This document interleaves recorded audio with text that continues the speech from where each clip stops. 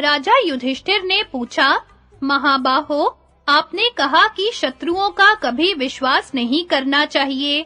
आपकी यह अविश्वास कथा सुनकर तो मेरी बुद्धि बड़ी उलझन में पड़ गई है। कृपया आप मेरा यह संशय दूर कर दीजिए। भीष्म जी बोले, राजन, इस विषय में राजा ब्रह्मदत्त का अपने महल में रहने वाली पूजनी नाम की चिड़िया से संवाद हुआ था, वह तुम सुनो। राजा ब्रह्मदत्त का महल काम्पिल्य नगर में था। उसके अंतःपुर में बहुत दिनों से पूजनी नाम की एक चिड़िया रहती थी। वह तिर्यक योनि में उत्पन्न होने पर भी सब प्राणियों की बोली समझ सकती थी। वहीं उसके एक बच्चा भी पैदा हुआ और उसी दिन रानी के भी एक कुमार ने जन्म लिया। पूजनी नित्य प्रति समुद्र तट पर जाती और वहां से 2 फल लाती थी। उनमें से एक वह राजकुमार को दे देती और दूसरे से अपने बच्चे का पोषण करती। पूजनी का लाया हुआ फल अमृत के समान स्वादिष्ट और बल तथा तेज की वृद्धि करने वाला होता था। उस फल को खा खाकर राजपुत्र खूब रिष्ट-पुष्ट हो गया। एक दिन धाय उसे गोद में लिए घूम रही थी। इतने ही में बालक की दृष्टि पूजनी के बच्चे पर पड़ी। राजकुमार अपने बाल्य स्वभाव से धाय की गोद में से खिसक गया और उस बच्चे के साथ खेलने लगा। वहां अकेले में जोर से दबोचकर उसने वह बच्चा मार डाला और फिर धाय की गोद में चला गया। जब पूजनी फल लेकर लौटी तो उसने देखा कि राजकुमार ने उसका बच्चा मार डाला है। अपने बच्चे की ऐसी दुर्गति देखकर उसकी आंखों में आंसू भर आए। वह दुख से व्याकुल हो गई और इस प्रकार कहने लगी, क्षत्रियों का संग करना अथवा उनसे प्रीति या मेल मिलाप करना ठीक नहीं है। ये सबका अपकार ही करते हैं। इनका कभी विश्वास नहीं करना चाहिए। देखो, यह राजकुमार कैसा कृतघ्न, क्रूर और विश्वासघाती है। अच्छा, आज मैं इससे इस वैर का पूरा बदला लूंगी। ऐसा सोचकर उसने अपने पंजों से राजकुमार के दोनों नेत्र फोड़ दिए। यह देखकर राजा ब्रह्मदत्त ने विचार किया कि पूजनी ने राजकुमार से उसके कुकर्म का ही बदला लिया है। इसलिए वह उससे कहने लगा, पूजनी, हमने तेरा अपराध किया था, तूने उसी का बदला लिया है। अब हम दोनों बराबर हो गए, इसलिए तू अब यहीं रह, किसी दूसरी जगह मत जा। पूजनी बोली, राजन, जब किसी से वैर बंध जाए तो उसकी चिकनी चुपड़ी बातों में आकर विश्वास नहीं करना चाहिए। ऐसा करने से वैर तो दूर होता नहीं, वह विश्वास करने वाला ही मारा जाता है। जब एक बार वैर बंध जाता है तो बेटे पोते तक उसका बदला लिए बिना नहीं छोड़ते। इसलिए जिसने विश्वासघात किया हो उसका कभी विश्वास नहीं करना चाहिए। जो अविश्वसनीय हो उसका विश्वास न करे और जो विश्वसनीय हो उसका भी अत्यंत विश्वास न करे। विश्वास के कारण उत्पन्न होने वाली विपत्ति जीव का समूल नष्ट कर डालती है। अतः जब आपस में वैर बंध गया तो हमारा मेल होना संभव नहीं है। मैं जिस निमित्त से यहाँ रहती थी अब वह नष्ट हो गया। मैं बहुत दिनों तक बड़े आदर से आपके महल में रही, किंतु अब हमारा वैर ठन गया, इसलिए मुझे शीघ्र ही यहाँ से जाना होगा। ब्रह्मदत्त ने कहा, जो व्यक्ति अपकार के बदले में अपकार करता है वह अपराधी नहीं माना जाता। इससे तो अपकार करने वाला ऋण मुक्त हो जाता है। इसलिए तू आनंद से यहीं रह, कहीं मत जा। पूजनी बोली, राजन, जिसका अपकार किया जाता है और जो अपकार करता है उनका मेल नहीं हो सकता, वह बात दोनों के ही हृदयों में खटकती रहती है। ब्रह्मदत्त ने कहा, पूजनी, इससे तो वैर शांत हो जाता है और अपकार करने वाले को पाप का फल भी नहीं भोगना पड़ता। इसलिए अपकार सहने वाले और अपकारी का मेल तो फिर भी हो ही सकता है। पूजनी बोली, इस प्रकार वैर कभी दूर नहीं होता और यह समझकर कि शत्रु ने मुझे सांत्वना दी है, उसका विश्वास भी नहीं करना चाहिए। ऐसे अवसर पर विश्वास करने से प्राणों से भी हाथ धोना पड़ता है, इसलिए फिर मुंह ना दिखाना ही अच्छा है। ब्रह्मदत्त ने कहा, यदि आपस में वैर रखने वाले भी साथ-साथ रहें, तो उनमें स्नेह हो जाता है, फिर उनमें वैर नहीं रहता। पूजनी बोली, राजन, पंडित लोग अच्छी तरह जानते हैं, वैर 5 कारणों से हुआ करता है। स्त्री के कारण, घर और जमीन के कारण, कठोर वाणी के कारण, आपस की लाग डांट के कारण और अपराध के कारण। जिस प्रकार बड़वा नल किसी भी प्रकार शांत नहीं होता, वैसे ही क्रोधाग्नि भी धन से, समझाने से या डांटने डपटने से ठंडी नहीं पड़ती। वैर के कारण उत्पन्न होने वाली आग एक पक्ष को स्वाहा किए बिना कभी शांत नहीं होती। जिसने पहले अपकार किया हो, वह धन और मान द्वारा बहुत सत्कार करे तो भी उसका विश्वास नहीं करना चाहिए।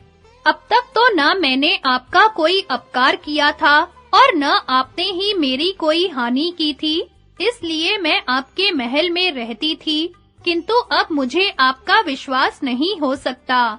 ब्रह्मदत्त ने कहा, पूजनी, संसार में तरह-तरह की क्रियाएं काल के ही कारण होती हैं। काल की प्रेरणा से ही लोग विविध कर्मों में प्रवृत्त हो रहे हैं। इनमें कौन किसका अपराध करता है? जन्म और मृत्यु का प्रेरक भी समान रूप से काल है। काल के कारण ही जीव के जीवन का अंत होता है। इसलिए जो कुछ हुआ है, उसमें मैं तेरा कोई अपराध नहीं समझता। तू यहाँ आनंद से रह, तुझे कोई कष्ट नहीं देगा। तुझसे जो अपराध बन गया है, उसे मैंने क्षमा किया, अब तू भी मुझे क्षमा कर दे। पूजनी बोली, यदि आप काल को ही सब क्रियाओं का कारण मानते हैं, तो किसी का किसी के साथ वैर नहीं होना चाहिए। फिर अपने सगे संबंधियों के मारे जाने पर लोग उनका बदला क्यों लेते हैं और शोकाकुल होकर इतनी हाय हाय क्यों करते हैं? वास्तव में दुख के कारण ही सबको उद्वेग होता है। सुख तो सभी को प्रिय है और दुख के अनेकों रूप हैं। बुढ़ापा दुख है, धन क्षय दुख है, अप्रिय पुरुषों के साथ रहना दुख है और प्रिय जनों से बिछड़ना दुख है। वध और बंधन से भी सबको दुख होता है तथा स्त्री के कारण और स्वाभाविक रूप से भी दुख होता ही है। राजन, आपने मेरा जो अपकार किया है और मैंने आपका जो अपराध किया है, उन्हें हम 100 वर्ष में भी नहीं भूल सकते। इस प्रकार आपस में एक दूसरे का अपकार करने के कारण अब हमारा मेल नहीं हो सकता। आप जैसे-जैसे अपने पुत्र की दुर्गति को याद करेंगे, वैसे-वैसे ही आपका वैर ताजा होता रहेगा। अब इस मरणांत वैर के ठन जाने पर आप जो प्रीति करना चाहते हैं, वह इसी प्रकार असंभव है, जैसे मिट्टी का घड़ा एक बार फूट जाने पर फिर नहीं जुड़ता। जब किसी कुल में दुखदाई वैर बंध जाता है, तो वह शांत नहीं होता, उसे याद दिलाने वाले बने ही रहते हैं। इसलिए जब तक कुल में एक भी व्यक्ति बना रहता है, तब तक वह खुन्नस नहीं मिटती। इसलिए किसी का कुछ बिगाड़ कर देने पर फिर राजा को उसका विश्वास नहीं करना चाहिए। ब्रह्मदत्त ने कहा, अविश्वास करने से तो मनुष्य संसार में कुछ भी प्राप्त नहीं कर सकता। यदि मन में एक प्रकार का भी भय बना रहे, तो उसका जीवन ही मिट्टी हो जाएगा। पूजनी बोली, राजन, जिसके दोनों पैरों में चोट लगी हो और फिर भी वह पैरों से ही चलता रहे, तो चाहे कैसी ही सावधानी से चले, उसके पैरों में घाव हो ही जाएगा। जो पुरुष अपने रोगी नेत्रों को हवा के सामने खुले रखता है, उसके नेत्रों में वायु के कारण अवश्य ही बहुत पीड़ा बढ़ जाएगी। जो पुरुष अपनी शक्ति का विचार न करके अज्ञानवश भयानक मार्ग में चल पड़ता है, उसका जीवन उस मार्ग में ही समाप्त हो जाता है। जो किसान वर्षा के समय का विचार न करके अपना खेत जोतता है, उसका परिश्रम व्यर्थ होता है और उसे अनाज नहीं मिलता।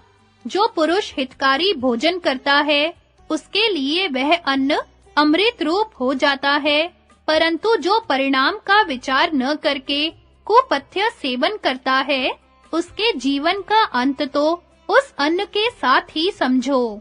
देव और पुरुषार्थ ये दोनों एक दूसरे के आश्रय से रहते हैं, किंतु उदार पुरुष सर्वदा शुभ कर्म किया करते हैं और नपुंसक देव के भरोसे पड़े रहते हैं। जो पुरुष कर्म को छोड़ बैठता है, वह दरिद्रता के चंगुल में फंसकर सदा अनर्थों का शिकार बना रहता है। अतः मनुष्य को सर्वस्व की बाजी लगाकर भी अपना हित करना चाहिए।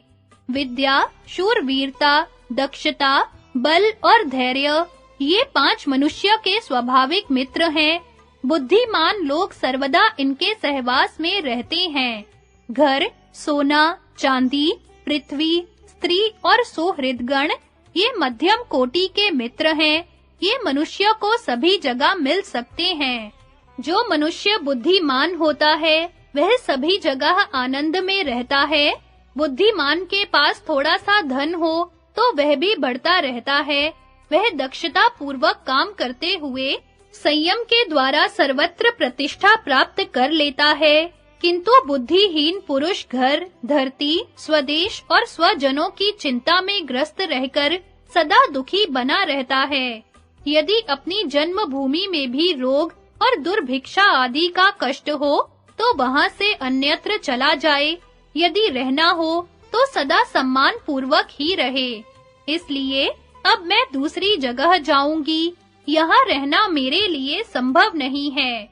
दुष्टा भार्या, दुष्ट पुत्र, कुटिल राजा, दुष्ट मित्र, दूषित संबंध और दुष्ट देश को तो दूर से ही छोड़ देना चाहिए। कुपुत्र पर भला कैसे विश्वास हो सकता है? दुष्टा भार्या में प्रेम होना कैसे संभव है? कुराज्य में शांति मिलना असंभव ही है और दुष्ट देश में भी कैसे निर्वाह हो सकता है? कुमित्र का स्नेह कभी स्थिर नहीं रहता, इसलिए उससे मेल बना रहना कठिन ही है। स्त्री तो वही है जो मधुर भाषण करे, पुत्र वही है जिससे सुख मिले, मित्र वही है जिसमें विश्वास हो और देश वही है जहां निर्वाह हो सके, तथा राजा उसे ही समझना चाहिए जिसके शासन में किसी प्रकार का बलात्कार न होता हो, लोग निर्भय हो और गरीबों का पालन होता हो। भीष्म जी कहते हैं, राजन, ब्रह्मदत्त से इस प्रकार कहकर उसकी आज्ञा ले वह चिड़िया स्वेच्छा अनुसार चली गई